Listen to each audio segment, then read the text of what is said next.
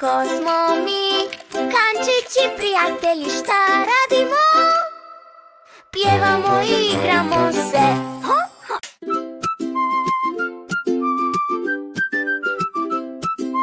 Kan i njegov drugar Samba igraju se cijeli dan. To drugarstvo iskreno je i izgleda kao san. Svo vrijeme su van kuće, ne koriste telefon. I sve bi bilo normalno da Samba nije slon. Kan i slon ko Samba, peru ruke tamba lamba. Prvo desna, onda lijeva, voda niz ruke se slijeva.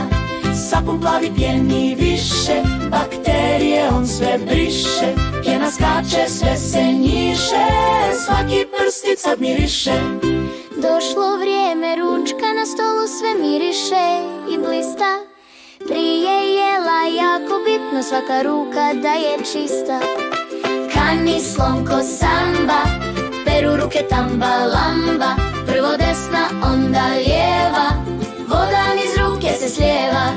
Sapun plavi pjeni više, bakterije on sve briše. Pjena skače, sve se njiše, svaki prstic sad miriše. Sunce nestalo je iza brda, slon ko repom hitro mrda. Kući stigao, igre mu je dosta, ruke 3 minute prati, računica je prosta.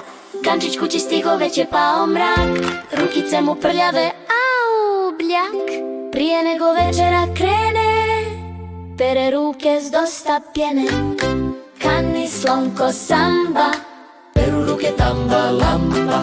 prvo desna, onda lijeva, Voda niz ruke se slijeva. Sapun plavi pjeni više, bakterije on sve briše. Pjena skače, sve se njiše, svaki prstic sad miriše.